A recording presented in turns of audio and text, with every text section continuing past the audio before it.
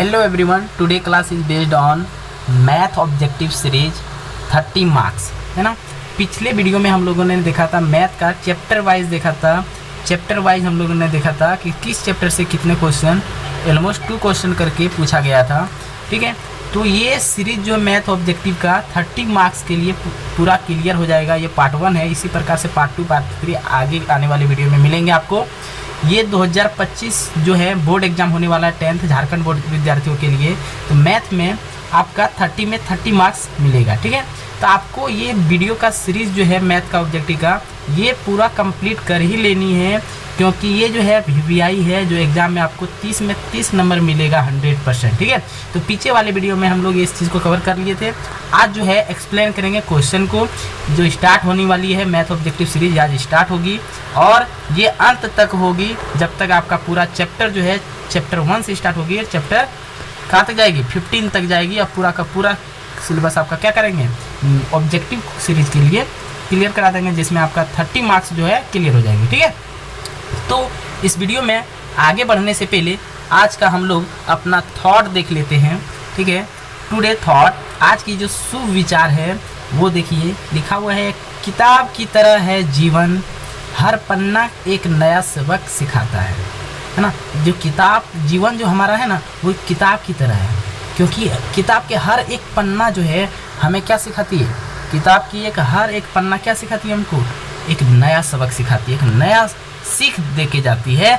उसी प्रकार से हमारा जीवन है, जितने ठोकर हमको मिलती है ना उतना हमको क्या होता है? सीख मिलता है। इसलिए अपने जीवन में कभी भी पीछे नहीं हटना है। जिस चीज़ को आप कर रहे हैं ना उसको लगातार करते जाना है, क्योंकि वही आपका सक्सेस की सीढ़ी है। अगर आप गिव अप कीजिएगा तो आपका जीवन जो है नष्ट की ओर जाएगी, लेकिन गिव अप को नहीं करनी। जो जिस चीज़ में आप लगे हुए हैं उसको अच्छे मन से कीजिए, आपका जो लाइफ है वो बहुत जल्द सक्सेस प्राप्त करेगी।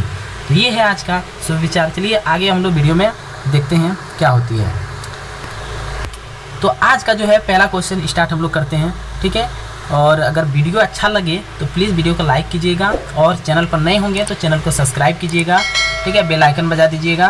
पहला क्वेश्चन है हम लोग का, वो देखते हैं वो कौन सा क्वेश्चन है। ये थ्योरी बेस्ड क्वेश्चन है। आपको हम 2 पार्ट बताए थे, एक थ्योरी बेस्ड एक सोल्यूशन बेस्ड। ठीक है, सोल्यूशन बेस्ड पिछले वाले वीडियो में बताए थे। सोल्यूशन मतलब ऐसा क्वेश्चन मिलेगा आपको जहाँ पे आपको सोल्यूशन करनी पड़ेगी, सोल्यूशन करने के बाद आंसर मिलेगा आपको। और एक आपको ऐसा क्वेश्चन मिलेगा जिसमें क्या होगा, थ्योरी मतलब डायरेक्ट आपका आंसर मिल जाएगा, इसमें सोल्यूशन करने की जरूरत नहीं है। तो 2 टाइप्स के क्वेश्चन को हम लोग देखेंगे अभी। ठीक है, तो सबसे पहला क्वेश्चन हम लोग सोल्यूशन करते हैं और देखते हैं क्या इस क्वेश्चन में है। तो पहला क्वेश्चन आप रीड कर सकते हैं। आप देखते हैं क्या है, 2 धनात्मक पूर्णांक a तथा b दिए रहने पर यदि अद्वितीय पूर्ण संख्याएं q और r विद्यमान है तो निम्न में से कौन सा कथन सत्य है। तो आप देख सकते हैं कौन सा कथन सत्य है। उस पार्ट को देखने से पहले याद रखिए ये जो है चैप्टर 1 से लिया गया है। ठीक है, अभी जो पार्ट 1 ले रहे हैं वो चैप्टर 1 से है। चैप्टर 1 से सारा क्वेश्चन हम क्लियर कर रहे हैं। तो सबसे पहले इसको समझने से पहले, क्वेश्चन बनाने से पहले आप एक थ्योरी को पॉइंट को समझिए। जैसे हम लोग पहले पढ़े थे एक डिवीजन। ठीक है, एक डिवीजन हम लोग पढ़े थे जिसमें कितना है 2 से डिवाइड होता था और कटने के बाद यहाँ पे मिलता था हमको कितना 0। तो याद रखिए ये हमारा क्या होता था, जिससे कटता था वो क्या होता था हमारा भाजक। वो क्या होता था भाजक। और ये क्या होता था हमारा भाज। बीच वाला जो कट रहा था वो क्या होता था भाज। और जिससे हमको कटने के बाद मिलता है वो क्या होता है हमारा भागफल। वो क्या होता है भागफल। और जो हमको बच जाता है लास्ट में कटने के बाद वो मेरा क्या होता है शेषफल। वो क्या होता है शेषफल। ठीक है, यहाँ तक बात समझ में आ गई। अब जरा सा कुछ पॉइंट समझिए, इसके बाद नोट कर लीजिएगा यहाँ तक। अब कुछ बात को समझिए। जैसे अभी एक फार्मूला बनेगा क्या, भाज्य बराबर होता है, भाज्य बराबर याद रखिएगा, भाज्य बराबर होता है भाजक। ठीक है, भाजक गुना भागफल, भाजक गुना भागफल। ठीक है, और प्लस शेषफल होती है। याद रखिएगा ये फार्मूला होती है। ठीक है, ये फार्मूला आपको याद रखनी होगी। अगर ये फार्मूला आपको याद है तो याद रखिएगा इस जगह पर एक इमेज बनेगी। भाज्य को हम लोग बोलते हैं a, भाजक को बोलते हैं हम लोग b। ठीक है, और भागफल को बोलते हैं हम लोग q और शेषफल को हम लोग बोलते हैं r। ठीक है, अब देखिएगा इससे एक फार्मूला बन गई। क्या बनी देख सकते हैं यहाँ पे, a = bq लिख सकते हैं इसको हम लोग। ठीक है, और प्लस r लिख सकते हैं। ये हमारा एक फार्मूला बन गई। कि ए बराबर जो होती है वो बी क्यू प्लस आर होती है, मतलब भाज्य बराबर होती है भाजक गुना भागफल प्लस शेषफल होती है। तो देखिए ये सूत्र आपका हो गया क्लियर थ्योरी से। तो देखिए 1 नंबर का आंसर क्या होगा, ए। आप ए देख सकते हैं, 1 नंबर का आंसर क्या है, ए है, ए नंबर है, आप देख सकते हैं। ठीक है, 1 नंबर क्वेश्चन सॉल्यूशन हो गई। अब आते हैं 2 नंबर क्वेश्चन में। 2 नंबर में देखते हैं क्या है 2 नंबर में। ठीक है, तो 2 नंबर को देखिए अब जरा सा 2 नंबर का क्वेश्चन को सॉल्यूशन करते हैं। 2 नंबर में को रीड कीजिए। बता रहा है यूक्लिड विभाजन प्रमेय का ए तथा ए बराबर equal to B Q plus R में बी क्या है। तो बताइए, बहुत इजी क्वेश्चन है, सिंपल क्वेश्चन है, जरा सा ध्यान से देखिए आपको समझ में आ जाएगा। ये फार्मूला अभी जस्ट बताएं, एक ही फार्मूला पर सारा क्वेश्चन बनेगा। देखिए तो बताइए बी क्या है, अभी जस्ट तो बताए ना, ये क्या था, भाज्य था जी, ये क्या था हमारा भाज्य, और ये क्या था भाजक था। ठीक है, और ये क्यूब मेरा क्या है भागफल है जी, क्या है क्यूब भागफल है, और आर जो है हमारा क्या है शेषफल है। इसमें से कोई भी आपसे पूछ दिया जाए, याद रखिएगा, कोई भी आपसे पूछ दिया जाए तो आपको यही बताना है, क्योंकि ये फार्मूला होती है। याद रखिएगा ये हमारा क्या फार्मूला है, सूत्र है, इससे याद रखिएगा। अभी मेरा जो इसमें पूछा गया है वो बी पूछा गया था। बी क्या है, क्या बोलिएगा भाजक है, आंसर क्या होगा भाजक बी। 2 नंबर क्लियर हो गई। अब आते हैं 3 नंबर में। 3 नंबर में देखते हैं कौन सा पार्ट क्या है। 3 नंबर को भी जरा सा समझ लीजिए। 3 नंबर का पार्ट क्वेश्चन को पढ़िए, क्या है एचसीएफ दे दिया गया है, एलसीएम भी दे दिया गया, तो जरा सा समझिए एचसीएफ दे दिया गया, ठीक है, और एलसीएम दे दिया गया, ठीक है, और इक्वल टू दिया है ए गुना, और यहाँ पे खाली जगह है। ठीक है, जरा सा समझिए, एक फार्मूला होती है, क्या फार्मूला होती है, इस जगह पे जो होगी ना वो बी होगी। क्यों बताते हैं, क्योंकि ये जो एलसीएम है एलसीएफ है वो किस संख्या का निकाला हुआ है, ए और बी का निकाला हुआ। आप देख सकते हैं इमेज यहाँ पे दिया गया है, देख सकते हैं यहाँ पे, ठीक है, इस जगह पे दिया हुआ है, यहाँ पे देख सकते हैं क्वेश्चन में। ठीक है, बता रहा है कि एचसीएफ जो निकलता है, एलसीएम जो निकलता है, कम से कम हमको 2 संख्या चाहिए। संख्या 1, ये क्या है संख्या 1 नंबर 1, और ये क्या है संख्या 2 नंबर 2। हमको कुछ भी निकालने के लिए एलसीएफ और एलसीएम निकालने के लिए कम से कम हमको 2 संख्या चाहिए। तो वही 2 संख्या है, संख्या 1 है ए और संख्या 2 जो कौन है बी है। ये दोनों का निकाला गया है एचसीएफ और एलसीएम। तो एचसीएफ एलसीएम है, और इसका जो होता है क्या होता है फार्मूला, एलसीएम एचसीएफ गुना एलसीएम इक्वल टू ए गुना बी। ए मतलब यहाँ क्या संख्या 1 और बी यहाँ क्या है संख्या 2। मतलब कहने का मतलब ये है कि एलसीएम और एचसीएफ जो है इसका जो मल्टीप्लाई होता है किसके बराबर होता है, ये इसका जो निकाला गया है ना इसके संख्या के मल्टीप्लाई के बराबर होता है, इसके संख्या के मल्टीप्लाई के बराबर होता है। ठीक है, तो फार्मूला याद रखिएगा। तो हमको अगर फार्मूला याद है तो हम यहाँ से अभी जस्ट बताएं कि अगर इस जगह पे ए है, इस जगह पे अगर ए दिया हुआ है मल्टीप्लाई में और यहाँ खाली जगह है, तो इस जगह पे क्या भरेंगे हम बी। क्यों, ये दूसरी संख्या होगी। तो हमको कैसे पता चला ये बी होगा यहाँ पे, क्योंकि अभी जस्ट एचसीएफ और एलसीएम जो था उसके बगल में देखिए ब्रैकेट में दिया गया है दोनों संख्या, ये ऐसे करके दोनों संख्या उसके बगल में दिया गया है, दिया ना। इसी से हमको पता चल गया ये अगर पहली संख्या ए है तो दूसरी संख्या क्या है बी है, तो दूसरी संख्या क्या दे दी है बी, और पहली संख्या यहाँ पहले से दिया हुआ है, इसी के इक्वल टू के बराबर है ना। तो आपको कोई भी दिया जाए, अगर ए बी दिया जाए तो बी ए से निकालेंगे, अगर बी दे दिया जाए ए पूछा जाए तो ए निकालने देंगे, है ना। ऐसे करना है, कोई दिक्कत नहीं होगी। चलो 3 नंबर आपका हो गया क्लियर मेरे ख्याल से। अब आते हैं 4 नंबर की ओर। 4 नंबर को आप समझिए, 4 नंबर भी क्लियर हो जाएगा अच्छा से आप समझिएगा तो, ठीक है, ध्यान दीजिए ज़रा सा। 4 नंबर की ओर देखते हैं। एचसीएफ दे दिया जी, फिर वही काम आया है, आराम से बना सकते हैं। एचसीएफ दे दिया ना मल्टीप्लाई एलसीएम, हमको फार्मूला पता है ये होता है, फिर संख्या 1 होता है हमको पता है, और मल्टीप्लाई क्या होता है संख्या 2 होता है। ठीक है, याद रखिएगा। तो कोई दिक्कत नहीं, संख्या 1 संख्या 2 हमको पता है ना। एचसीएफ दे दिया है, 2 संख्या का एचसीएफ दे दिया है, जरा सा ध्यान से देखिए, 2 संख्या का एचसीएफ दे चुका है। ठीक है, 2 संख्या का एचसीएफ दे चुका है, वो संख्या क्या है 510 और 96 है। ठीक है, ये 2 संख्या का एचसीएफ दे चुका है। ठीक है, सॉरी 92 है, 92 का है ना, 510 और 92 का, इतना का एचसीएफ दे दिया है, कितना 2, एचसीएफ कितना दिया है 2, देखते जाइएगा मल्टीप्लाई। ठीक है, एलसीएम कितना दिया है, नहीं एलसीएम मांग रहा है, एलसीएम निकालने बोला जा रहा है, ठीक है। और संख्या 1 दे चुका है कितना 510, ठीक है। और संख्या 2 कितना दिया गया है 92, ठीक है। अब आराम से निकाल सकते हैं क्योंकि नंबर ये दिख रहा है, इस नंबर को हम किधर भेज देंगे, इस साइड भेज देंगे, एलसीएम निकल जाएगा। देख लीजिए एलसीएम निकल गया। कैसे, अब इसको हम इधर इस साइड लाएंगे, 2 से डिवाइड होगा तो कितना बचेगा 46, कितना बचेगा 46। आप देख लीजिएगा कटा के, और ये दोनों को मल्टीप्लाई जब करेंगे, इस दोनों को मल्टीप्लाई, तो हम मेरा जो आंसर निकलेगा ना, याद रखिएगा मल्टीप्लाई करके आप देख लीजिएगा 23,460 आंसर आएगा मेरा एलसीएम का। समझे, ये हो गया मेरा एलसीएम। कोई दिक्कत यहाँ तक, कोई दिक्कत नहीं होना चाहिए। तो अगर हम क्वेश्चन बनेगा, याद रखिएगा ऐसा ही, एक बार एलसीएम दे दिया जाएगा तो एलसीएम दे दिया जाएगा तो एलसीएम मांगेगा, नहीं तो एलसीएम का मान दे दिया जाएगा और एचसीएफ मांगा जाएगा। तो दोनों में से वही प्रोसेस लगाना है, बन जाएगा। और ये दोनों फिक्स रहेगा, 2 संख्या दिया ही जाएगा, ठीक है। तो याद रखिए ये क्वेश्चन बहुत इंपॉर्टेंट है, वीवीआई क्वेश्चन है, ये याद रखिए एग्जाम में मिलता है, ऑब्जेक्टिव वाले एग्जाम में, ठीक है। सारा कीजिएगा, मेरा जितना भी हम बताएंगे ना सारा इंपॉर्टेंट क्वेश्चन ही निकाले हैं। आप आराम से तैयार कीजिए, आपका कोई दिक्कत नहीं होगा, 30 में 30 आएगा, ठीक है। ये हो गया क्लियर। अब आते हैं 5 में, 4 क्लियर हो गया, याद रखिएगा 4 नंबर आपका क्लियर करा दिए। अब आते हैं 5 की ओर। 5 को जरा सा ध्यान से देखिए, 5 भी क्लियर हो जाएगा। 5 नंबर बता रहा है कि धनात्मक संख्या, कोई दिक्कत नहीं जी, जो लिखा हुआ है उसी को लिखते हैं।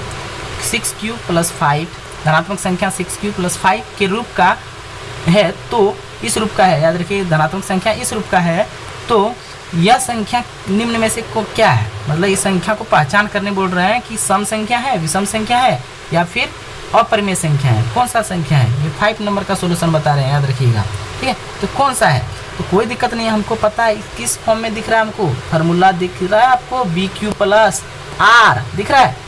इसका मतलब ये है कि इसके आगे इधर क्या होगा, A होगा, भाज्य होगा, इसके आगे क्या होगा, A होगा, भाज्य होगा। तो कोई दिक्कत नहीं है। R = सम और विषम के लिए बता देते हैं। सम के लिए याद रखिएगा, अगर सम संख्या पूछा जाए, सम की पहचान करना है, तो याद रखिएगा R = अगर सम संख्या मिले हमको 0, 2, 4, ठीक है, 6 ऐसा मिले तो समझ लीजिएगा R का वैल्यू अगर इस टाइप का मिल रहा है तो वो संख्या कौन सी है, सम संख्या है। विषम संख्या के लिए पहचान, विषम संख्या के लिए पहचान ये है कि अगर R की वैल्यू आपको मिल जाए 3, 5, 7, ठीक है, अगर R की वैल्यू विषम में मिले, याद रखना है कि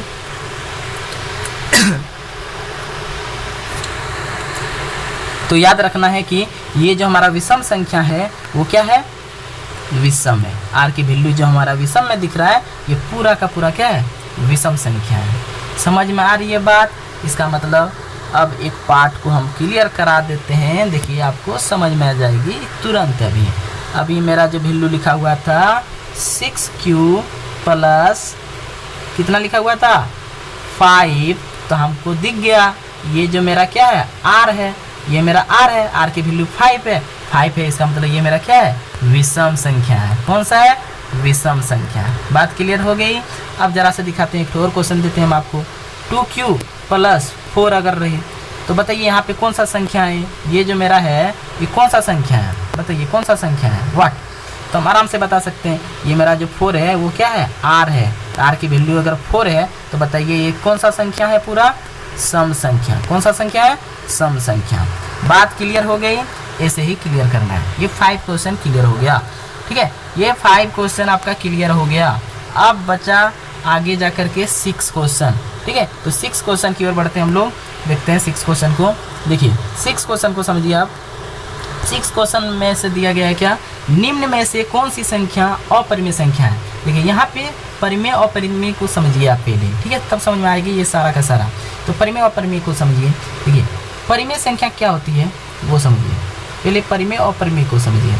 देखिए परिमेय संख्या होती है वो संख्या, परिमेय संख्या वह संख्या होती है, याद रखिएगा, जो p/q के में रहे, है ना, जो बट्टा के रूप में रखा जाए। जिस भी संख्या को हम बट्टे के रूप में रखेंगे, फ्रैक्शन के रूप में रखेंगे, वो हमारा क्या हो जाएगी, परिमेय संख्या। और जिसको बट्टे के रूप में नहीं रखेंगे, ठीक है, जो बट्टे के रूप में रहेगी वो परिमेय संख्या, और जो याद रखिएगा बट्टे के रूप में नहीं रहेगी वो अपरिमेय। अपरिमेय बताएंगे, पहले परिमेय को समझिए। जो बट्टे के रूप में रहेगी वो क्या होगी, परिमेय संख्या। लेकिन q का वैल्यू जो है 0 के बराबर नहीं होना चाहिए, ठीक है। ये जो हमारा q है ना, ये q जो है इसका मान जो भी आएगा 1 2 3 4 ऐसे करके, लेकिन 0 नहीं आना चाहिए। 1 2 3 चलेगा, 1 चलेगा, 2 चलेगा, है ना, 3 चलेगा, ये q की जगह आ सकता है, ये q की जगह आ सकता है, लेकिन q की जगह 0 नहीं आना चाहिए, 0 के बराबर नहीं आना चाहिए, ठीक है। ये गलत हो जाएगी, ठीक है, तब ये परिमेय संख्या नहीं होगी, ठीक है। परिमेय संख्या तभी होगी जब q का वैल्यू क्या हो जाए, 0 से बड़ा होना चाहिए, ठीक है। समझ में आ रही बात।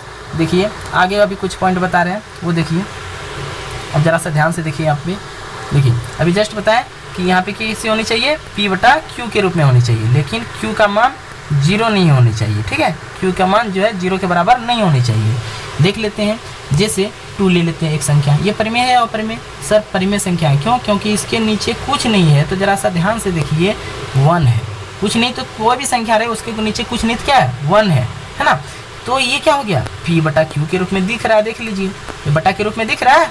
अगर बटा के रूप में दिख रहा है तो ये संख्या क्या है, परिमेय है, ठीक है। जैसे अब बताइए हमको एक चीज़ और, यहाँ पे अगर हम ले लेते हैं रूट का कोई पार्ट ले रहे हैं, जैसे ले लेते हैं हम √4, बताइए परिमेय संख्या है या अपरिमेय संख्या? जी परिमेय संख्या है। कैसे? √4 जो है मतलब 4 का वर्गमूल हमको पता है कितना होती है, 2, 4 का वर्गमूल 2 होती है। जैसे इसका वर्गमूल निकालिएगा ना तो याद रखिएगा इसका कितना निकलेगा, 2 निकलेगा। वर्गमूल निकालेंगे तो कितना निकलेगा, 2 निकलेगा, क्योंकि ये 2 का पेयर निकल रहा है, तो इसका वर्गमूल कितना निकलेगी, 2। तो 2 निकला, और 2 निकला तो इसके नीचे कुछ नहीं तो क्या है, 1 है। तो देखिए इसको भी बट्टा में रख सकते हैं हम, ठीक है, क्योंकि रूट को बट्टा में नहीं रख सकते, रूट को हम बट्टा में नहीं रख सकते हैं, ये बट्टा में नहीं रहेगी, ठीक है। तो रूट से बाहर जैसे नंबर को करेंगे तो 2 आएगी, और 2 के नीचे कुछ नहीं तो क्या है, 1 है। तो ये भी तो p/q के रूप में आ गई। तो इसका मतलब ये भी क्या है, √4 जो है हमारा वो क्या है, परिमेय संख्या है। √4 भी हमारा क्या है, परिमेय संख्या। बात समझ में आ रही है। अब देखिए और इसी टाइप का जितना भी क्वेश्चन होगा वो सारा क्या हो जाएगी, परिमेय संख्या जो बट्टा के रूप में आ जाए, ठीक है। अब आते हैं अपरिमेय संख्या के बारे में। अब अपरिमेय को समझिए, पूरा क्लियर हो जाएगा। अपरिमेय को समझ लीजिए जरा सा। देखिए अपरिमेय संख्या क्या होती है वो समझिए। अपरिमेय जस्ट परिमेय का उल्टा है। अपरिमेय संख्या जो है जस्ट क्या है, अपरिमेय का परिमेय के उल्टा है। जैसे इसको हम p/q के रूप में नहीं रख सकते हैं, ठीक है, इसको हम p/q के रूप में नहीं रख सकते हैं। ऐसा संख्या जो p/q के रूप में नहीं दिखे आपको, वो समझ लीजिए क्या है, अपरिमेय संख्या है। जैसे आप बोल सकते हैं एग्जाम्पल के लिए √2, बताइए √2 जो है ये 2 का वर्गमूल बाहर निकलेगा, हमको बता दीजिए आप। ये जो √2 है ये 2 जो है बाहर निकलेगा, इसका वर्गमूल बनेगा, नहीं बनेगा वर्गमूल। इसका मतलब हम रूट को कभी भी बट्टा में नहीं लिख सकते हैं, अभी जस्ट बताए हैं रूट को कभी भी बट्टा में नहीं लिख सकते हैं। इसका मतलब और ना ही ये 2 क्या होगा, ये जो 2 का वर्गमूल दिख रहा है ये कभी भी बाहर नहीं होगी, ठीक है, नहीं निकलेगी बाहर। जब भी निकलेगी दशमलव में होगी, पूर्णांक में तो होगी नहीं, इसलिए ये क्या होगा, अपरिमेय संख्या। फिर जैसे √3, √5 है ना, ये सब संख्या क्या है, अपरिमेय संख्या है। फिर अगर देखा जाए तो √2 प्लस √3 ये भी नहीं होगी, क्यों? क्योंकि कोई भी संख्या इसमें बाहर नहीं हो रही है। ज़रा सा एक पॉइंट यहाँ पे दिखा देते हैं आपको, ठीक है, इस पार्ट को समझ लीजिए। ठीक, यहाँ देखिए इस पार्ट में भी जस्ट बताएं कि p/q के रूप में नहीं लिख सकते हैं, इसको हम p/q के रूप में इसको हम नहीं लिख सकते हैं। तो ज़रा सा और पॉइंट लीजिए, 2.5 ले लीजिए। क्या इसको हम परिमेय है या अपरिमेय? अपरिमेय है, क्यों? क्योंकि √5 तो बाहर होगी नहीं, तो इसको जब बाहर ही नहीं होगी तो ये क्या कभी बट्टा में लिख सकते हैं, इसको p/q के रूप में लिख सकते हैं? नहीं लिख सकते हैं। जब जिसको भी जो भी संख्या रहे उसको p/q के रूप में नहीं लिख पाएंगे तो समझ लीजिए वो क्या है, अपरिमेय संख्या है। जैसे फिर है पाई, पाई को हम लिख सकते हैं p/q के रूप में? नहीं लिख सकते, क्यों? क्योंकि पाई है ये वैल्यू नहीं है, याद रखने से वैल्यू नहीं दिया गया यहाँ पे। अगर ऐसा दिया जाता 22/7 दिया जाता तब हम मानते हैं p/q के रूप में, ठीक है। तो ये नहीं दिया गया है, यहाँ पाई दिया है, और पाई के नीचे कुछ नहीं 1 हम नहीं दे सकते हैं, ठीक है, क्योंकि इसका वैल्यू नहीं दिया गया है। इसको हम बट्टा के रूप में नहीं लिख सकते हैं, इसलिए क्या है, पाई मेरा क्या है, अपरिमेय संख्या है। पाई मेरा क्या है, अपरिमेय संख्या। शायद मेरे ख्याल से समझ में आ गई होगी, पूरा क्लियर हो गई होगी। अब आते हैं हम लोग एक पॉइंट पर, वो पॉइंट समझाते हैं क्वेश्चन पर, ठीक है। अब क्वेश्चन को समझ लीजिए।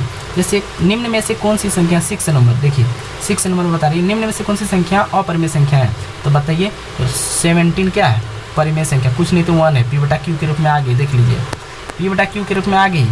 फिर देखिए 0 भी कुछ नहीं तो क्या है, इसके नीचे 1 है, ये भी आ गई।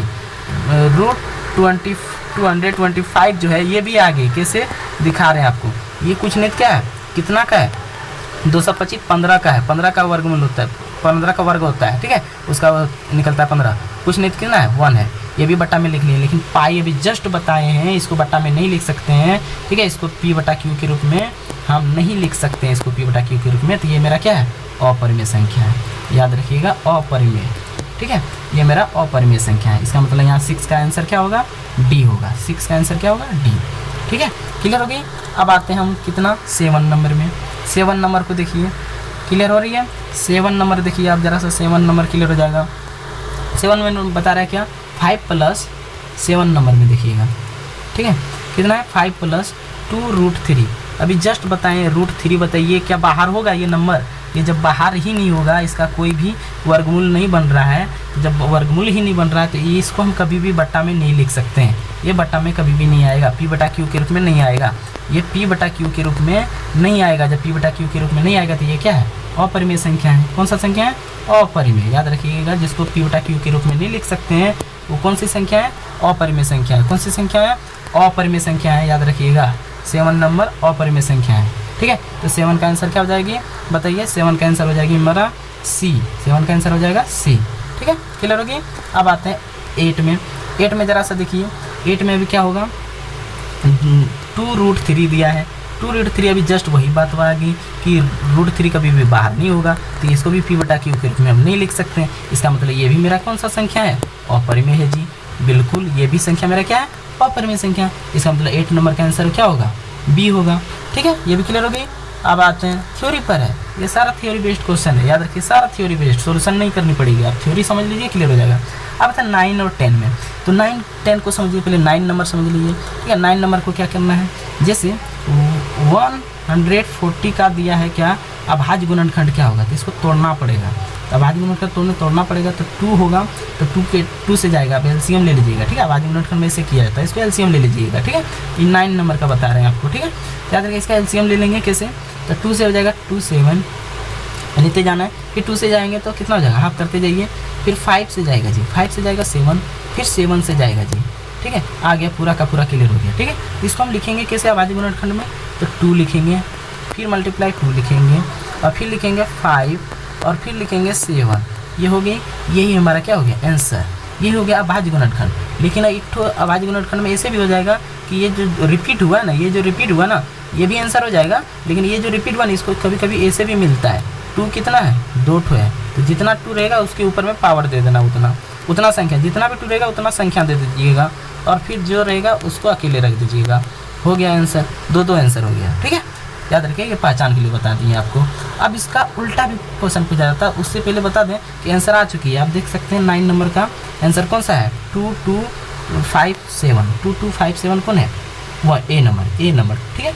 9 का आंसर कौन सा है, ए है, 2257, ठीक है। और आंसर ये भी है, क्यों, क्योंकि ये रिपीट हुआ है, जितना उतना संख्या दे दी है, ठीक है।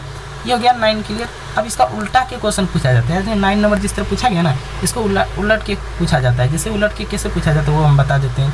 कभी कभी क्या किया जाता है एग्जाम में, कभी कभी क्या किया जाता है, आंसर को ही दे दिया जाता है, ठीक है, आंसर को ही दे दिया जाता है, ये दे दिया आंसर, ठीक है, ये क्वेश्चन बना दिया, ठीक है, ये क्वेश्चन बना दिया। अब बोला जाएगा क्या, इसका बताइए क्या होगा अभाज्य गुणनखंड, मतलब किसका अभाज्य गुणनखंड होगा ये, तो आराम से हम करेंगे, इसको मल्टीप्लाई करते जाएंगे। कैसे सोल्यूशन करेंगे, मल्टीप्लाई करेंगे, 2 2 जा कितना हो गया 4, 2 2 जा कितना हो गया 4, इस 4 से फिर मल्टीप्लाई करेंगे 5 में, 5 4 जा कितना हो जाएगा, 5 4 जा करेंगे तो 20, ठीक है, और फिर 20 से करेंगे 7 में, 27 जा कितना हो जाएगा 140, आंसर आ गई, ठीक है। ऐसे निकाल देना है, अगर आपसे आंसर डायरेक्ट दे दिया जाए क्वेश्चन में, उलट करके पूछा जाए तो ऐसे आपको निकाल देनी है।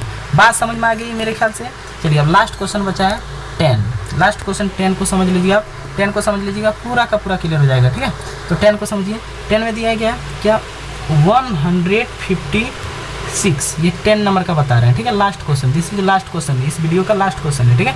156 का अभाज्य गुणनखंड, तो इसको एलसीएम लेना है। अभाज्य गुणनखंड में डायरेक्ट आपको एलसीएम लेते जाना है, एलसीएम लीजिए, एलसीएम लेंगे तो कितना होगा 7, फिर कितना होगा 8, फिर लेते जाइए कितना होगा 6, फिर कितना होगा 9, फिर एलसीएम लीजिए, 3 से जाएगा कितना हो जाएगा 2 3, अब नहीं जाएगी, अब कितना हो जाएगी देख ले सकते हैं आप, ठीक है, अच्छा सॉरी, इसमें क्वेश्चन में ये नहीं बताया गया, ये बताया गया दूसरा कुछ। जरा से क्वेश्चन को पढ़िए, आप समझ में आ जाएगा। मतलब यदि 146 का अभाज्य गुणनखंड इतना दिया है इस रूप में, तो x का मान बताइए। अच्छा यहाँ दे चुका है, निकालना नहीं है, सॉरी। ये जो है क्वेश्चन क्या हो गया, आंसर जो बता रहे हैं गलत है, ठीक है। जरा से देखिए कैसे बनाना है इसको। क्वेश्चन दूसरा कुछ बता रहा है, ठीक है, अभाज्य गुणनखंड नहीं पूछ रहा। वो बोल रहा है कि 156 जो है इसका जो है अभाज्य गुणनखंड दे चुका है 2, ठीक है, और इस पर पावर x दिया है, इस पर पावर x है, याद रखिए x, और फिर मल्टीप्लाई 3 और फिर मल्टीप्लाई 13 है। अब इसका पूछ रहा है कि बताइए हमको इस जगह पर x की वैल्यू कितनी रखें, हम कितनी रखें x की वैल्यू इस जगह पे कि हमारा कितना आ जाए, 156 आ जाए, आंसर 156 आ जाए। तभी जस्ट उल्टा हम बोले थे करने के लिए, तो उल्टा बनाएंगे। कैसे बनाएंगे, ये 2 पर पावर x रहने दीजिए इसको पहले मल्टीप्लाई कीजिए। तो 13 3 जा कितना होता है, 13 3 जा कितना होता है 39, है ना। 13 3 जा कितना होता है 39 हो गया। अब 39 से इसमें कितनी की वैल्यू से गुना करें, अगर हम करते हैं कितना, 39 को हम अगर मल्टीप्लाई करते हैं 2 से, ठीक है, 2 ही लेते हैं, मान लीजिए x की जगह हम 1 मान लेते हैं। x इक्वल टू अगर हम मान लेते हैं कितना 1, इस जगह पे x की वैल्यू हम कितना मान लेते हैं 1, तो 1 2 पर पावर 1 रहेगा तो कितना होगा 2 होगा। तो 2 से मल्टीप्लाई करते हैं ना, तो याद रखिए आप कितना आ जाएगा आपके यहाँ पे, याद देख सकते हैं 78 आएगा। कितना आएगा 78। तो देखिए हमको 78 तो नहीं चाहिए, हमको चाहिए कितना 56, इसलिए हम यहाँ पे अब क्या रखेंगे 2, 1 रख लिए, नहीं हुआ, अब 2 रखते हैं। तो 2 रखेंगे कितना होगा, x पर पावर अगर 2 रखेंगे तो आप देख सकते हैं x पर पावर अगर हम यहाँ पे 2 रखते हैं तो जरा दिखा देते हैं आपको। तो 2 को 2 बार मल्टीप्लाई करना होगा, 2 2 जा कितना हो जाएगा 4 हो जाएगा। तो x की पावर अगर 2 रखते हैं तो यहाँ कितना हो जाएगा 4 हो जाएगा, इस जगह पे कितना हो जाएगा, है ना। x की पावर अगर हम 2 रखते हैं इस जगह पे तो कितना हो जाएगा 4 हो जाएगा। और 4 से अगर हम मल्टीप्लाई करते हैं 39 को, तो आप देख सकते हैं कितना आता है, 4 से मल्टीप्लाई कीजिए। तो 4 से अगर मल्टीप्लाई करेंगे तो आप देख लीजिएगा आपका हो जाएगा यहाँ पे कितना 4 3 जा 12 और 3 15 आ जाएगा, ठीक है। आप देख लीजिएगा इसको मल्टीप्लाई करके आपका टोटल जो है कितना आएगा 156 आ जाएगा, ठीक है। मतलब x की वैल्यू मेरा कितनी आई, x की वैल्यू जो मेरी आई कितने आई 2 आई, कितने आई 2। इसका मतलब जो 10 नंबर का आंसर होगा वो कौन सा होगा, डी होगा। तो 10 नंबर का आंसर कौन सा होगा, डी होगा, ठीक है। तो यही है आपका पूरा का पूरा क्लियर हो गया, ठीक है। थोड़ा सा भी अगर मेहनत मेरा अच्छा लगा तो प्लीज़ वीडियो को लाइक कीजिए और दोस्तों के पास शेयर कीजिए। बहुत मेहनत लगा इस वीडियो को बनाने में, ठीक है। आज के लिए इतना ही, और नेक्स्ट पार्ट के लिए आप कमेंट जरूर कीजिएगा, क्योंकि वो हमारा मनोबल है, ठीक है, वो हमारा मनोबल को बना के रखता है, ठीक है। तो आज के लिए इतना ही, टाटा बाय, जय हिंद जय भारत, थैंक यू।